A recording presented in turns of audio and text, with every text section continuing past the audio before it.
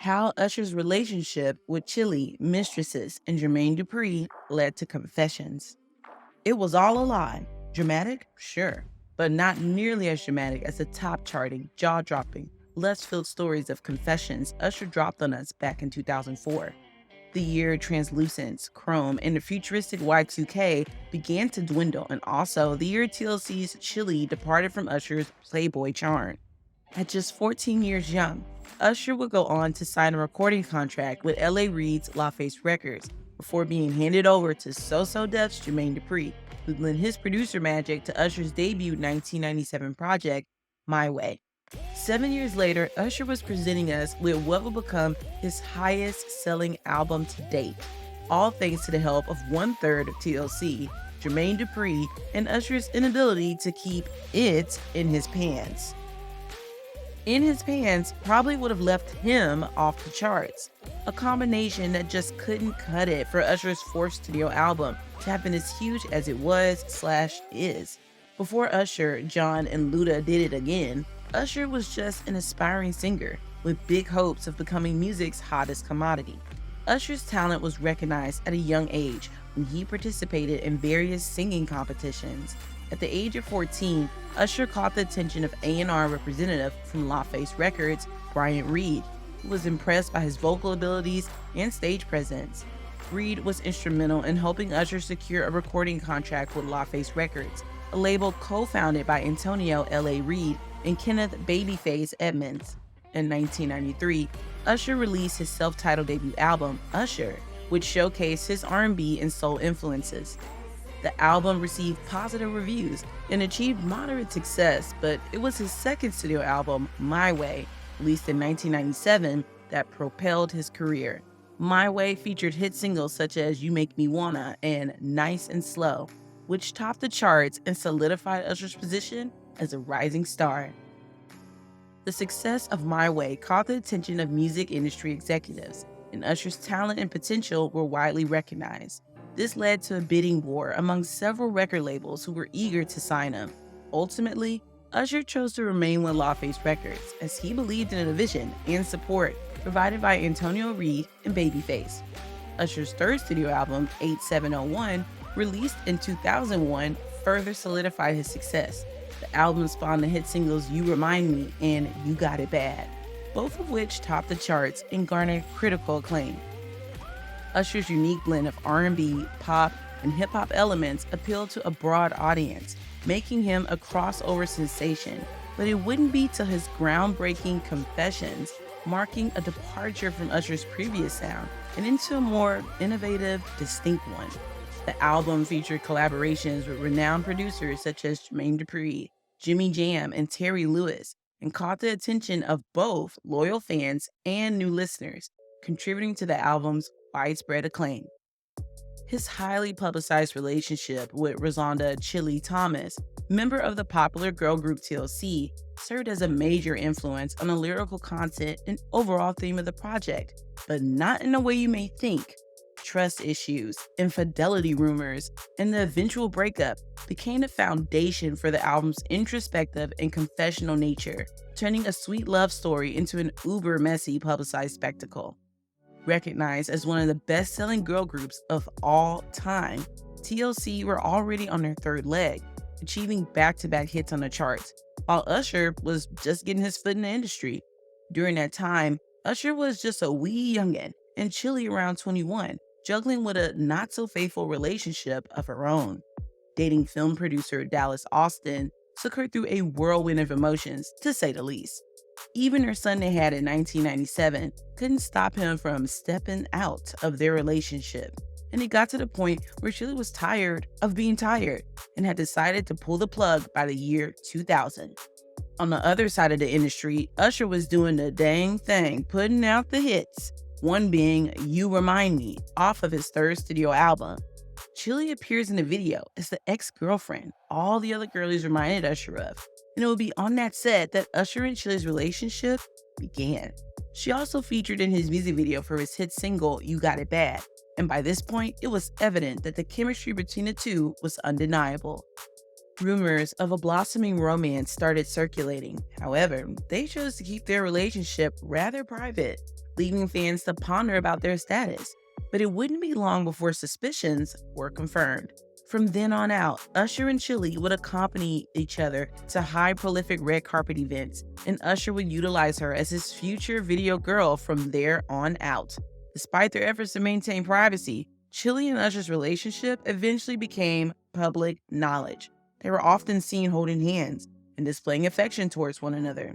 Meanwhile, ex-baby daddy Dallas wasn't here for Usher swooning in and taking his woman that was no longer his woman.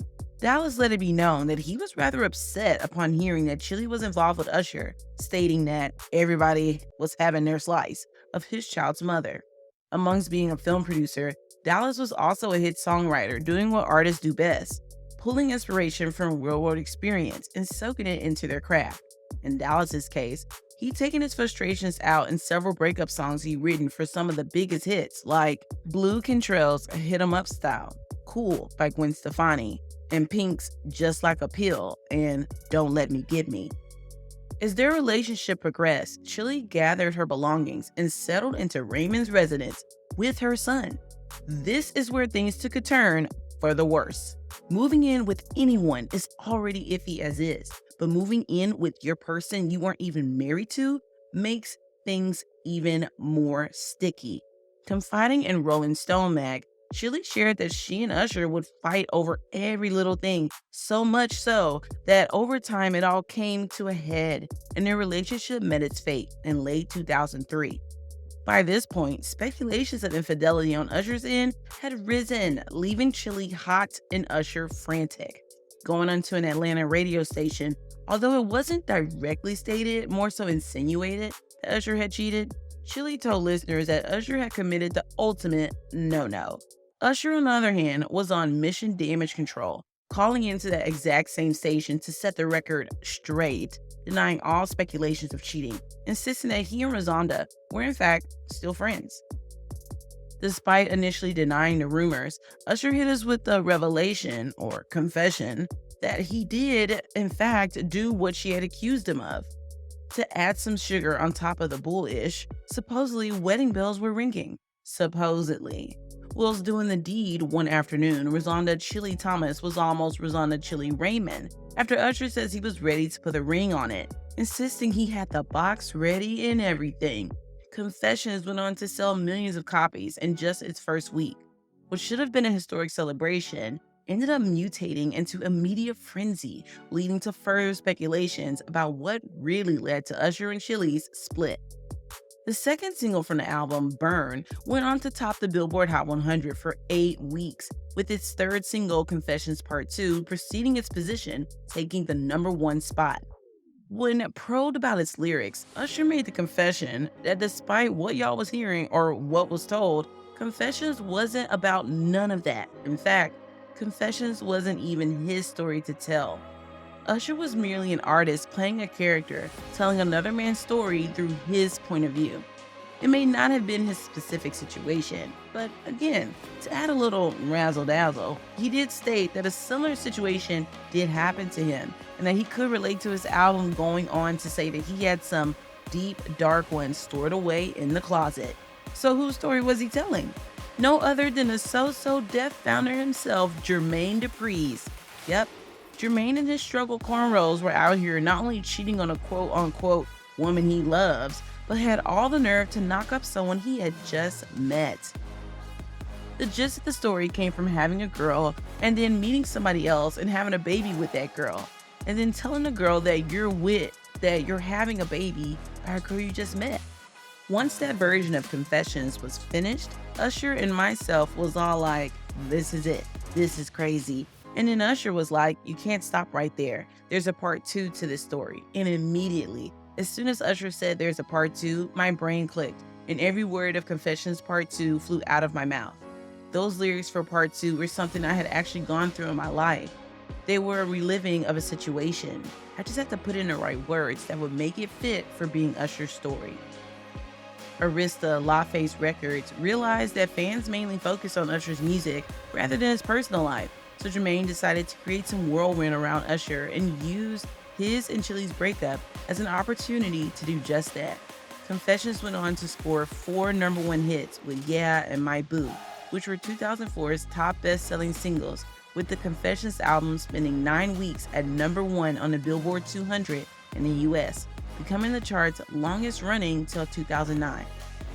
Despite despising his guts at one point, over the years, Chilli hasn't been shy about her deep platonic love for Usher. She even hit us with the confusing confession that Usher in fact did not cheat on her, and that the two have remained friends throughout all these years. So, what is the truth? Perhaps Usher's denial, then revelation, was nothing more than a marketing strategy for the album? Maybe he really did do what she said he did, and now she's backtracking further than Jermaine Dupri's hairline for whatever reason? Whatever the case may be, all in all, the success of Confessions can also be attributed to the timing of its release. The album arrived at a time when the R&B genre was experiencing a resurgence in popularity, with artists like Alicia Keys and Beyoncé dominating the charts. Usher's compelling storytelling, combined with his undeniable talent as a performer, allowed him to stand out in this competitive landscape and solidify his status as one of the leading artists of his generation.